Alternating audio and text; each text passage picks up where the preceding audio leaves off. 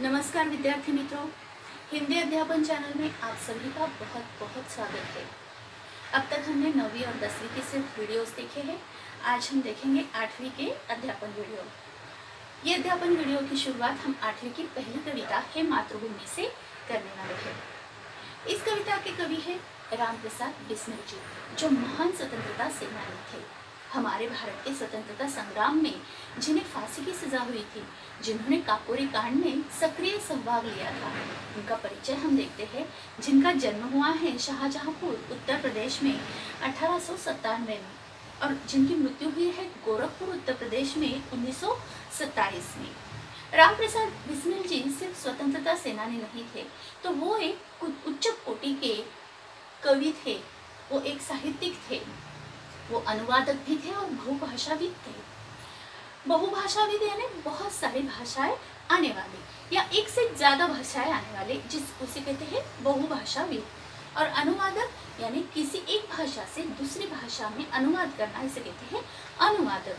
तो ऐसे रामप्रसाद बिस्मिल जी, जिन्होंने देश की आज़ादी के लिए अपने प्राणों की आहुति दे दी, सरफरोशी की तमन्ना अब हमारे दिल में है। ये जो कविता है, ये काव्य, ये गीत सभी को पता है, जो रामप्रसाद बिस्मिल जी का लिखा हुआ है। आपकी प्रसिद्ध रचना ये है।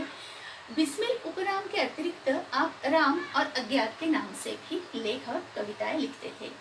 बिस्मिल ये उनका उपनाम तो था ही, लेकिन इसके बावजूद वो राम और अज्ञात इन दोनों उपनामों से लेखन किया करते थे। इनकी प्रमुख कृतियां है मन की लहर, आत्मकथा आदि। इनकी जो प्रमुख कृतियों का नाम है मन की लहर और आत्मकथा। प्रस्तुत कविता में क्रांतिकारी एवं स्वतंत्रता सेनानी रामप्रसाद बिस्मिल जी ने अपनी मातृभूमि के प्रति प्रेम एवं भक्तिभाव को व्यक्त किया है। यहाँ अपने मातृभूमि की सेवा करने और देश हित में निछावर होने की लालसा व्यक्त उन्होंने की है। उन्होंने ये चाहा है कि हमारे हर एक देशवासी ने अपनी मातृभूमि के प्रति प्रेम की भावना अपने दिल में रखनी चाहिए। वक्त आने पर हम अपनी मातृभूमि पर सब कुछ लुटाने के लिए, निछावर करने के लिए तैयार होने चाहिए। ऐसी भावना उन्होंने अपनी मातृभूमि के प्रति रखी है। तो देखते हैं कविता। हे मातृभूमि तेरे चरणों में शीश नवाओ, मैं भक्ति भेंट अपनी तेरी शरण में लाओ। कि हे मातृभूमि, मैं तुम्हारे चरणों में वंदन करना चाहता हूँ। शीश यानी हम, मेरा माथा, शीश नवाऊ, मेरा माथा जो है, मैं तुम्हारे चरणों पर झुकाना चाहता हूँ और मैं अपनी राष्ट्रभक्ति की भेंट तुम्हें देना चाहता हूँ और तुम्हारे शरण में मैं आना चाहता हूँ। माथे पे तू हो चंदन, छाती पे तू हो माला, जिह्वा पे गीत तू हो मेरा, तेरा ही नाम गाऊं।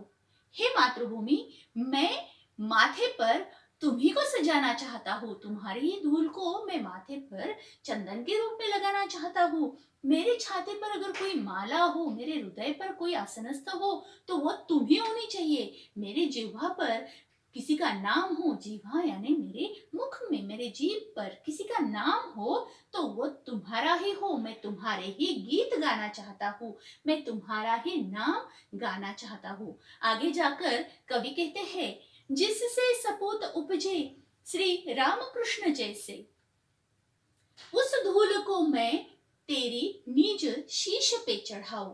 कि इस धरती माता की मिट्टी इतनी पवित्र है कि यहाँ राम और कृष्ण जैसे सुपुत्र यानी बहुत ही अच्छे पुत्र जन्मे हैं, जिन्होंने जन्म लिया है। यहाँ ऐसी महान विभूतियां होकर गई है और मैं इस धरती की धूल को अपनी शीश पर लगाना चाहता हूँ, शीश पर, माथे पर चढ़ाना चाहता हूँ। आगे वे कहते हैं, माई समुद्र जिसकी पदरज को नित्य धोकर, करता प्रणाम तुझको मैं वे चरण दबाऊं। वे कहते हैं कि हे माई, हे धरती माता, तुम्हारे चरणों को कौन धो रहा है? तो समुद्र धो रहा है। समुद्र जिसकी पदरज को, पदरज तुम्हारे चरणों की धूल को नित्य यानी हमेशा धोकर कि हे माई, हे धरती माता, ये समुद्र तुम्हारे चरणों की धूल को हर वक्त धोता है, तुम्हारी सेवा करता है, करता प्रणाम तुझको।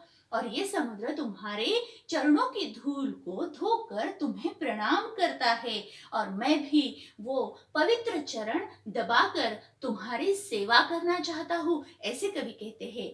आगे वे कहते हैं, सेवा में तेरी माता मैं भेदभाव तज कर, वह पुण्य नाम तेरा प्रतिदिन सुनूं सुनाऊं।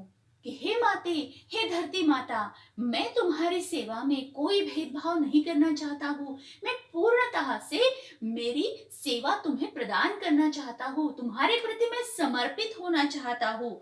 और तुम्हारा जो पुण्य नाम है, तुम्हारा जो पवित्र नाम है, वो पवित्र नाम मैं हर रोज सुनना भी चाहता हूँ और दूसरों को भी सुनाना चाहता हूँ। मैं तुम्हारी भक्ति में पूर्णतः लीन होना चाहता हूँ।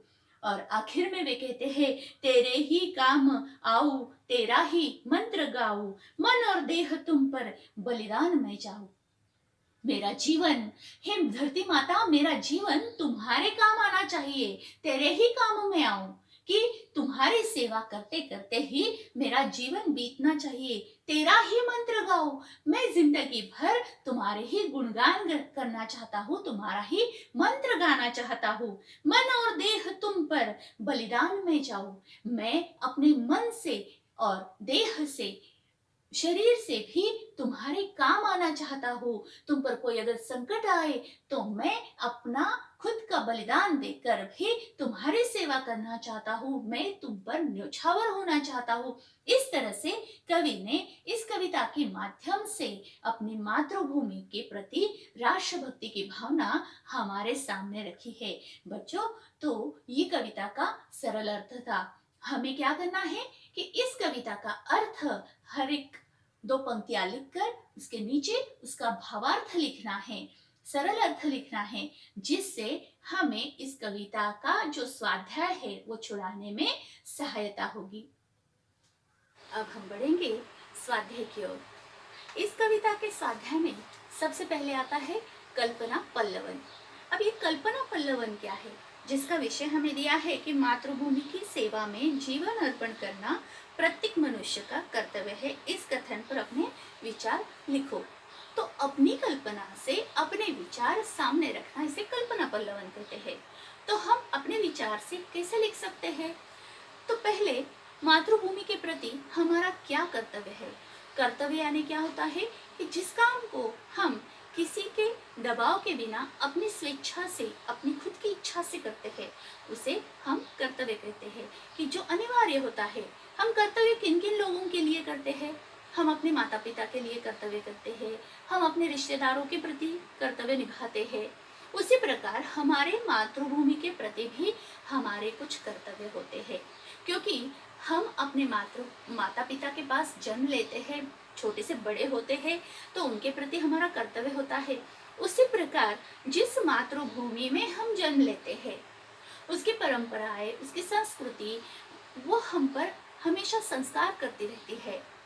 इस भूमि में खेल कर हम बड़े होते हैं, इसी भूमि पर हमारा विकास होता है, इसी भूमि पर हमारा जीवन चरित्र निर्माण होता है। हम आसमान की ऊंचाइयों को छूते हैं तो इसी भूमि पर। और इसलिए इस भूमि ने, जिसने हमें पाला है, जिसने हमें बड़ा किया है, जिसने हमारे व्यक्तित्व को निखारा है, उस भूमि के प्रति हमारा भी कर्तव्य बनता है कि अगर हमारी मातृभूमि पर कोई आँच आए तो हम अपने मातृभूमि की सेवा के लिए तत्पर होकर डटकर खड़े रहे। हम अपनी मातृभूमि पर किसी की भी बुरी नजर ना पड़ने दे, दुश्मन को हमारी मातृभूमि को ना हथिया दे। इस तरह से हमें अपने कर्तव्य निभाए। इस मातृभूमि को हमें सुजलाम सुफलाम रखना है। इस मातृभूमि को हमें अच्छी तरह से इसकी निगरानी करनी है। इतना ही नहीं, इसे सजाना संवारना भी है। तो हमारे मातृभूमि के प्रति यही कर्तव्य है कि हम इस मातृभूमि को अच्छी तरह से सहेज कर रखें। अगर इसके ऊपर कोई संकट आ पड़ा तो हम उस संकट में डटकर खड़े रहे। हमारे मातृभूमि की सेवा के लिए अगर हमारे जान का भी बलिदान हमें देना पड़े तो भी हमें वो देना चाहिए।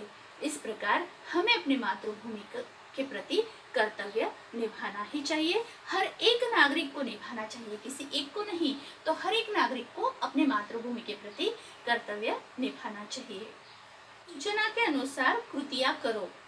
यहाँ कृति पूर्ण करो में ये 2 कृतियां आपको दी है और इन 2 कृतियों के लिए आकृतियां भी निकाल के दी है।